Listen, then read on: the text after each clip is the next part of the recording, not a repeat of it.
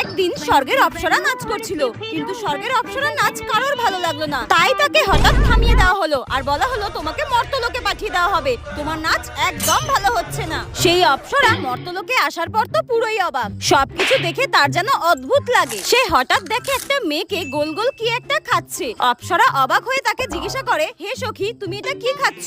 মেয়েটি অবাক হয়ে বলে, কেন, ফুচকা। ফুচকা? সেটা আবার কি?